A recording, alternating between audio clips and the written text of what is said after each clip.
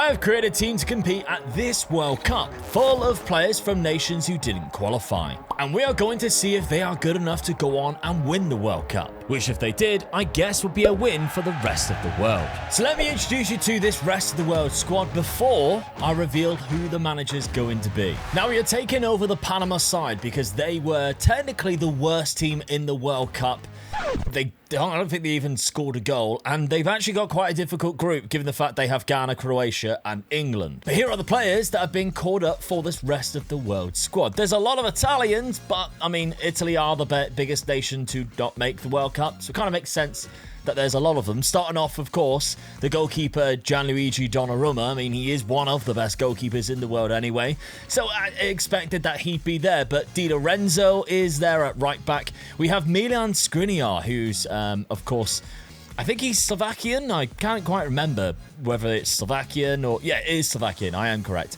31-year-old defender, very good, of course, so a good asset to have in here. Then we got Bastoni, who's a good left-sided centre-back. DeMarco on the other side of Di Lorenzo. But there's a couple of really good options if we don't want to go too Italian-heavy. Dominik Szoboszlai of Hungary, of course, is in there. Fantastic midfielder who will give us a lot of options in many different positions, I think, will be a valuable asset. It's just whether the manager actually decides to use him.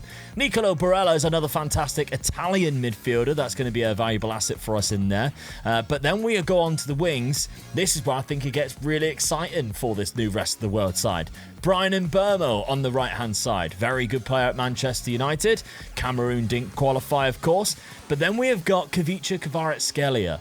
Georgian. Didn't make the World Cup on that left-hand side. One of the most exciting wingers in Europe. Didn't go to the World Cup. Now has his opportunity on the big stage. As does Nigerian Victor Osimhen.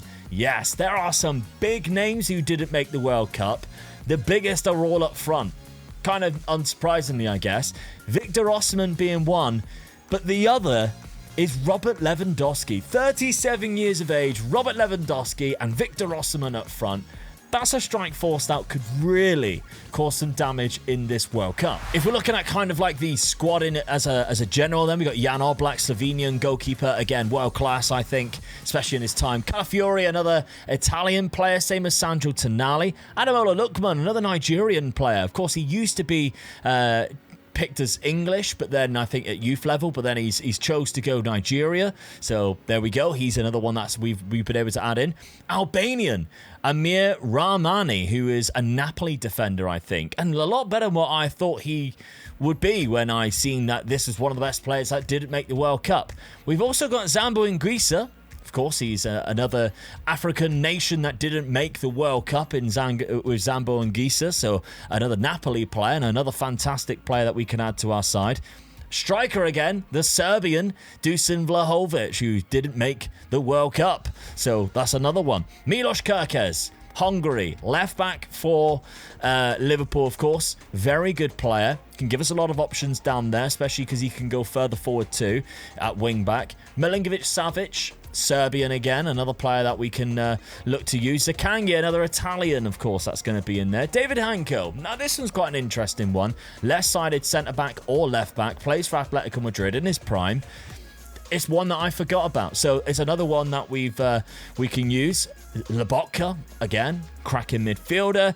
Mamardashvili, Georgia. So Georgia's got two players in this, Mamardashvili and Kvaratskhelia. I don't think he'll get game time with Donnarumma and Oblak in there. A Romanian in Retu, who is one of the best right-backs who doesn't make the World Cup. Trust me, he's still good though. He still looks very good, playing for Real Vallecano. Then we've got Mento, who I think is from Gambia. So this is the only player that we've got from Gambia. Bit of a wild card that I've chucked in there. Very pacey player, good work rate.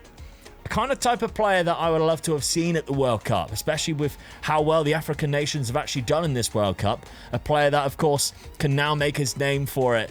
But who is going to be the manager of this nation of the rest of the world? Well, that honour I still thought needed to be from a nation that didn't qualify for the World Cup. Obviously, Italy being the big one, who have some fantastic managers. But a lot of them are still at the World Cup managing clubs.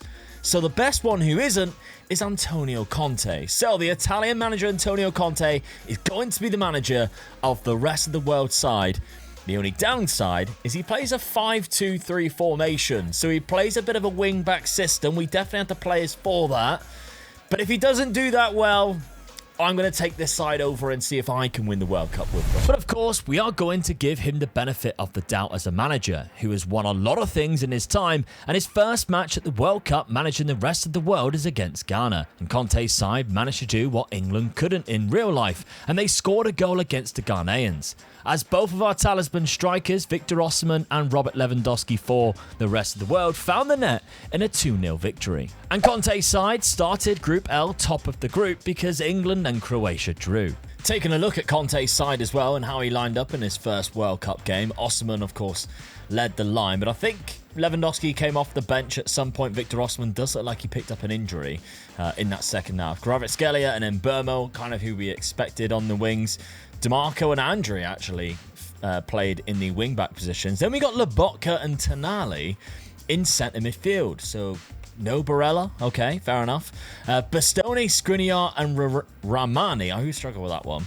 Romani is at the back with Donnarumma in goal. Is that what you expected? With Osimhen out of the next game, Lewandowski was given the nod up front for the rest of the world, but failed to make an impact against Croatia. And this was a cagey game in itself, where both the sides couldn't break the deadlock. But if the rest of the world had anyone to thank, it would be the goalkeeper Donnarumma, who had a fantastic game and won man of the match. However, with changes on the field being made and the clock running down to the last seconds, my wildcard pick stepped up, as Minter scored the only goal of the game to give the rest of the world another 3 points. Keeping the rest of the world at the top of the group, while Harry Kane scored 2 goals against Ghana to win 3-1 for England. Even still, this doesn't guarantee Conte's lads' top spot in the group, with England to play in the final game. And with Tuchel's England's slow start in the tournament, they have been ramping it up ever since, and managed to take a 2-goal lead in New York by the 39th minute thanks to Kane and Bellingham's goals. However, a minute later and the rest of the world were back in the tie thanks to Kvaratskhelia. But England still scored a third before half-time to regain their 2-goal deficit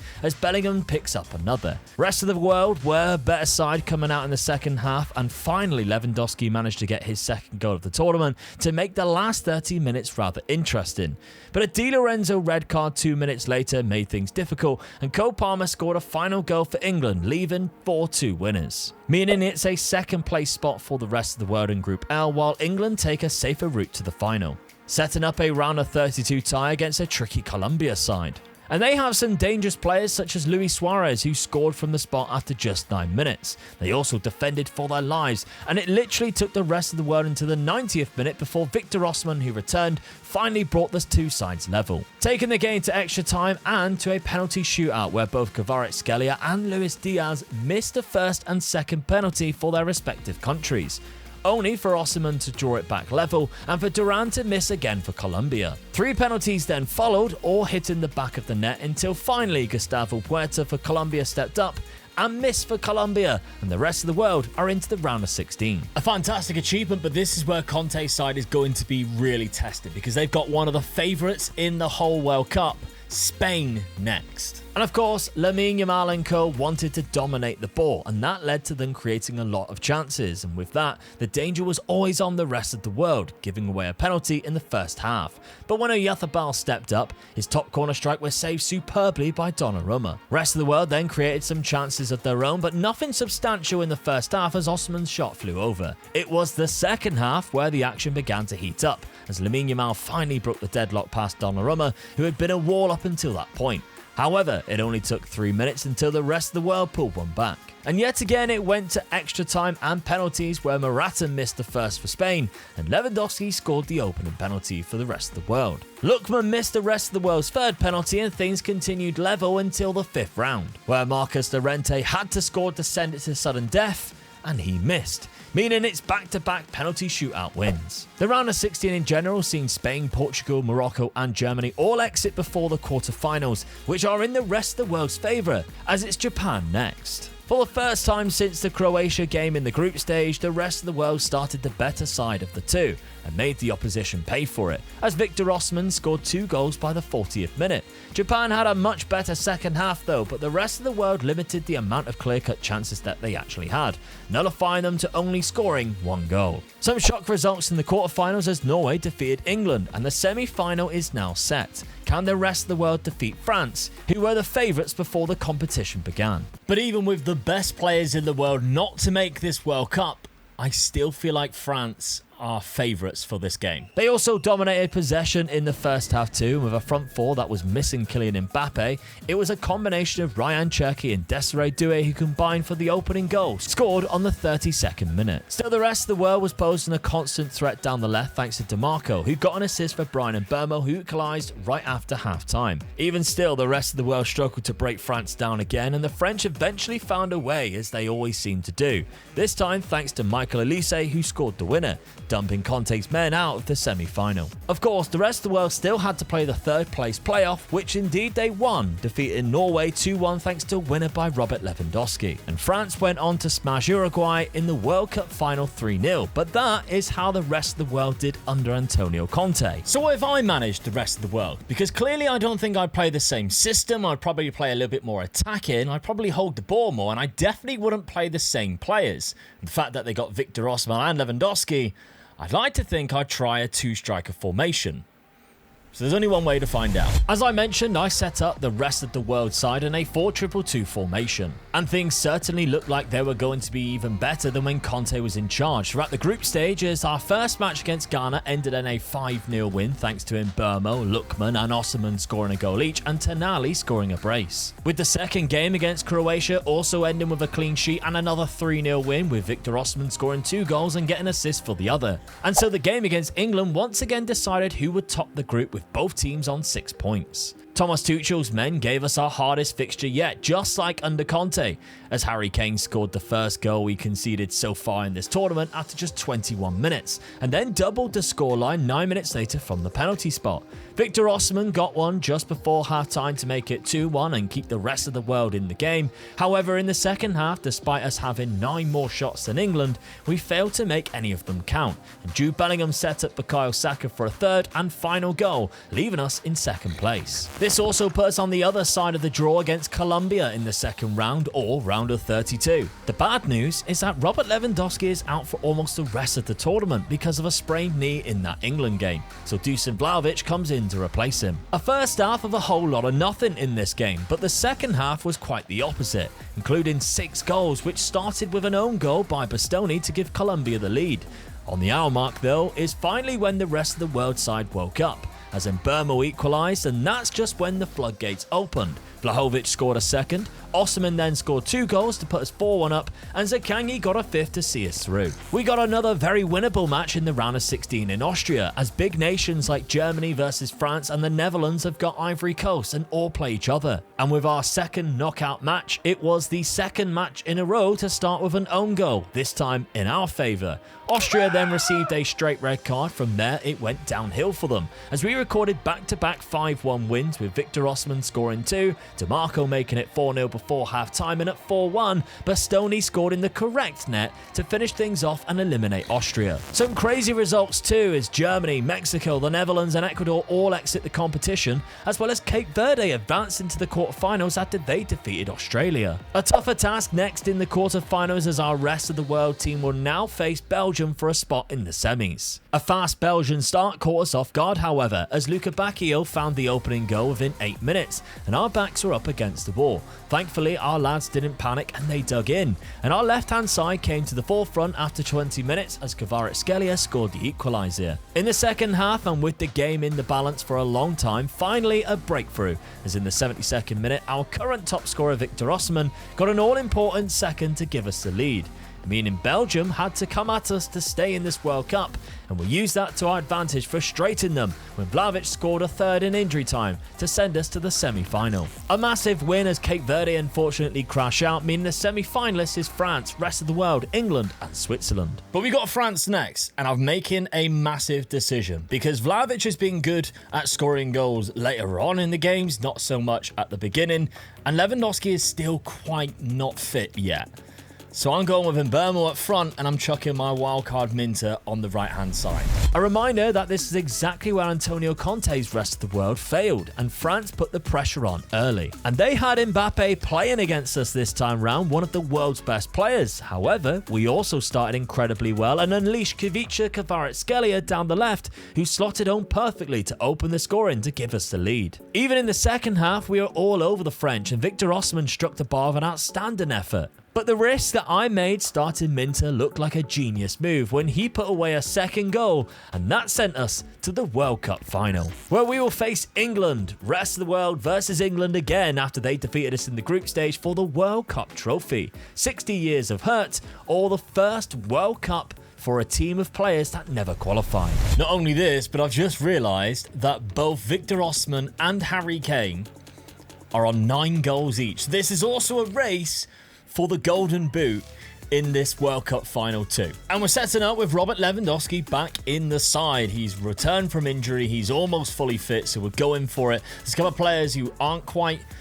But we're in the World Cup. This is going to happen. They're playing so many games in such a short space of time. I was tempted to put Tonali in instead of Szoboszlai, but I thought, no, we're just going to keep going with it. But the big one is Mbeumo dropping down to the bench, and I'm keeping Minter in there. I think he's been really good. I love the pace on him. He was class in that semi-final, so he keeps his spot going into the World Cup final. And Harry Kane leads the line. Now, of course, we didn't do the actual squad, so Cole Palmer and Phil Foden are both in the England side. Thomas Tuchel's picked a very different side here than what he has in real life, but let's see. Will it make a difference? He's got to the final nonetheless, but so have we as the rest of the world. And we are underway now. We have held the possession quite well in this first part, but Declan Rice has done really well to get it back. Dominic Szoboszlai recovers after making a mistake, but there is Minter trying to find a man. He's done well to keep hold of the ball. He's found a lot of space. It's Barella, Lewandowski to DiMarco. He has been so dangerous for us. Finds Kvaratskhelia, and Minter scores again. Minter scores again. The wild card from the off. I said he was my wild card. I've trusted him for 2 starts. He's scored 2 goals already. I don't think if I had said to you at the start of this, name a player who's going to make a big difference in a World Cup final whose team didn't qualify, you would have said Minter. But now you're all thinking, Luke, you are a bloody genius, and that's why you need to subscribe to the channel. But Di Lorenzo, Szoboszlai, Lewandowski finds DiMarco. It should be 2. It was unbelievable work from the rest of the world. Jordan Pickford didn't stand a chance, and we've hit the post.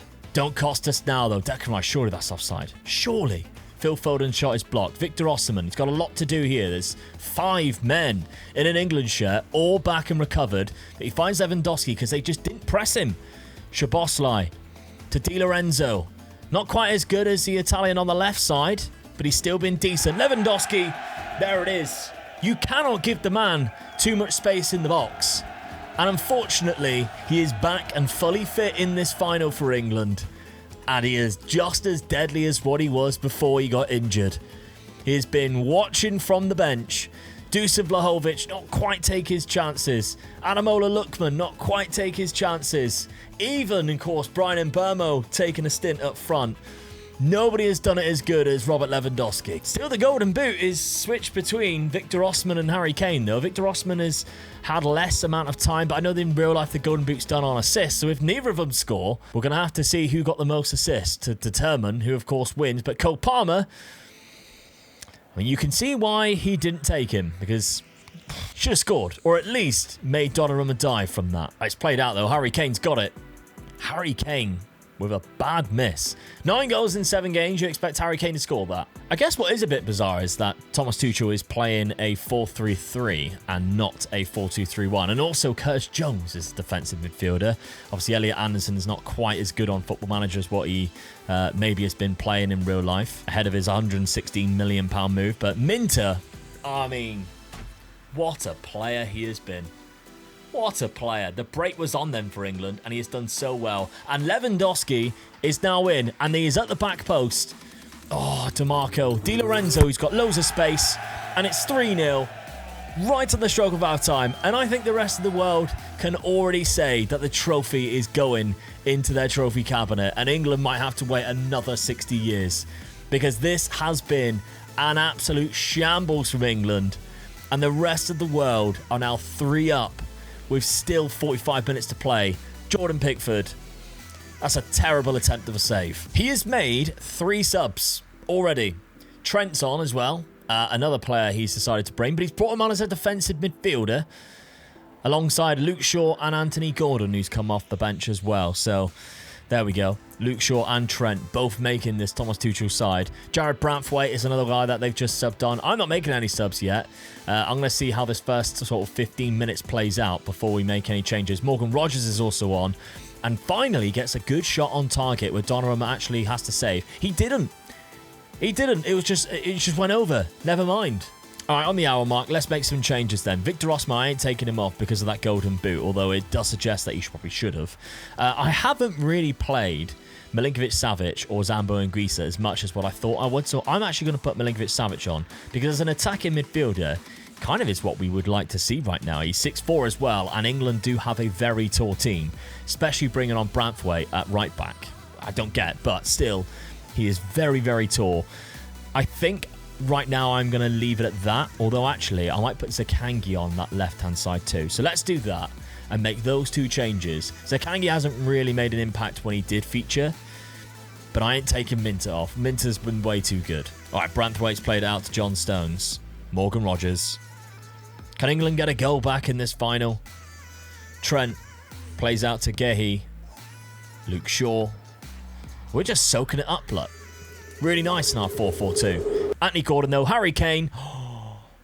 Harry Kane is now leading the Golden Boot race. And he's grabbed the ball and put it back on the spot.